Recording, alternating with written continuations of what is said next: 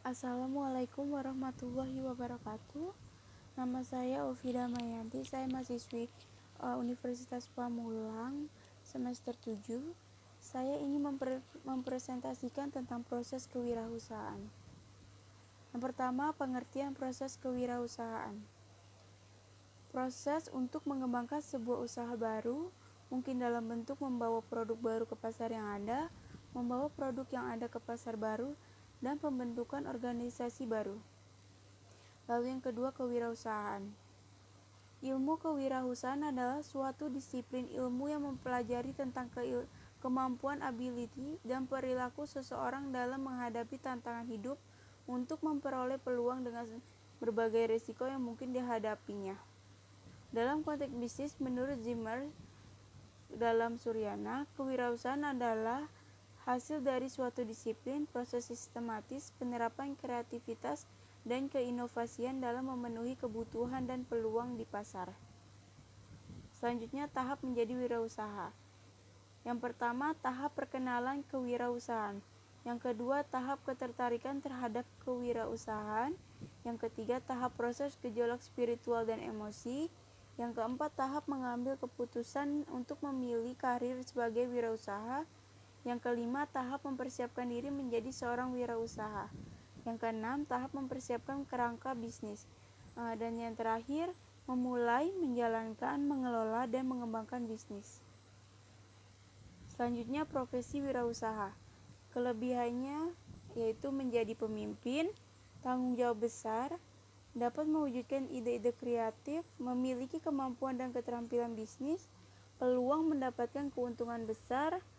Lalu kelemahannya ada harus berani mengambil resiko, kemandirian dalam mengambil keputusan, proses belajar sepanjang hidup, tidak mendapatkan tunjangan, kebebasan melakukan manajemen bisnis, dan sulit mendelegasikan pekerjaan. Selanjutnya, perbandingan resiko antara pekerja dengan pengusaha. Di sini ada uraiannya.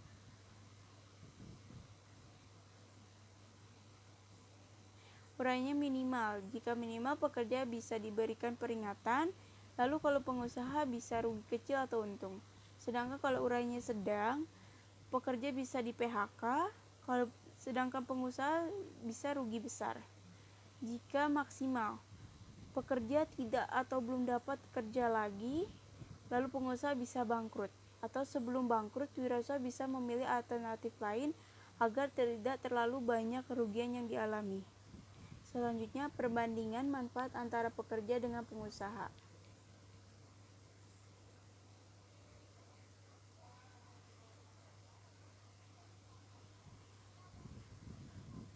Nah, uraiannya hasil minimal yang diterima yang didapatkan oleh pekerja yaitu gaji plus tunjangan. Sedangkan pengusaha, keuntungan perusahaannya tetapi bisa rugi atau impas. Hasil maksimal yang akan diterima bila targetnya tercapai. Pekerja bisa mendapatkan bonus atau insentif, inventaris atau kendaraan.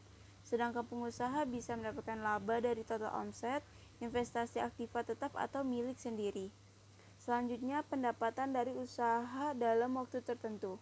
Pekerja bisa mendapatkan sebagian kecil milik Anda, misalnya saham, lalu sedangkan pengusaha bisa sebagian besar memiliki perusahaan dan merek bisa dijual sebagai aset.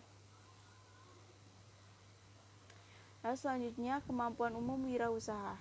Yang pertama, kemampuan manajerial atau managerial skill, yaitu kemampuan pengusaha untuk mengelola faktor-faktor produksi dengan berbagai ilmu dan pengalaman. Yang kedua, kemampuan teknis atau technological skill, yaitu kemampuan pengusaha untuk menggunakan teknik atau cara produksi yang tepat dan mendukung terciptanya efisiensi dan efektivitas usaha. Yang ketiga, kemampuan organisasi atau organizational skill, yaitu kemampuan pengusaha untuk mengorganisasikan seluruh kegiatan perusahaan baik internal atau di dalam maupun eksternal atau di luar perusahaan. Selanjutnya, unsur pokok kewirausahaan. Pertama, kemampuan hubungannya dengan IQ dan skill atau membaca peluang, berinovasi, mengelola, dan menjual. Yang kedua, keberanian berhubungan dengan EQ dan mental atau mengatasi ketakutan, mengendalikan resiko, keluar dari zona kenyamanan. Yang ketiga, keteguhan hati berhubungan dengan motivasi diri atau ulet atau present tense, pantang menyerah, teguh pada keyakinannya atau determinasi, kekuatan pikiran untuk berhasil atau power of mind. Yang keempat, kreativitas untuk menemukan peluang bisnis berdasarkan intuisi. Selanjutnya, faktor-faktor keberhasilan usaha. Pertama, faktor peluang, faktor SDM, faktor keuangan, faktor organisasi, faktor perencanaan, faktor pengelolaan usaha, faktor pemasaran dan penjualan, faktor administrasi, faktor peraturan pemerintah, politik, sosial, ekonomi, dan budaya lokal. Lalu faktor catatan bisnis.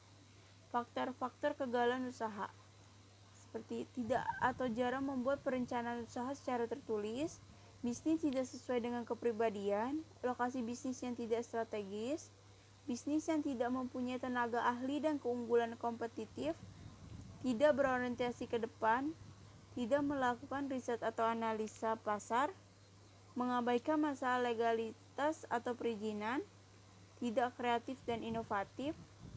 Lalu selanjutnya, persiapan menjadi pengusaha. Tidak meyakini mitos-mitos yang salah tentang wirausaha, mampu melawan ketakutan-ketakutan dirinya, mengumpulkan sebanyak mungkin modal untuk menjadi wirausaha sukses. Lalu selanjutnya, modal sukses berwirausaha. Pertama, pengalaman, pengetahuan, skill, keberanian, konsep bisnis Anda, jaringan relasi, motivasi, kreativitas dan inovasi, uang atau aset, keberuntungan atau hoki. Implementasi kewirausahaan. Yang pertama, mengamati lingkungan. Yang kedua, mengidentifikasi sesuatu yang dapat dikerjakan dan memberi manfaat. Ketiga, mengumpulkan sumber daya yang dibutuhkan untuk melaksanakan kegiatan. Yang keempat, melaksanakan kegiatan ketika sudah siap. 5. Menerima imbalan. Terima kasih untuk presentasi hari ini. Wassalamualaikum warahmatullahi wabarakatuh.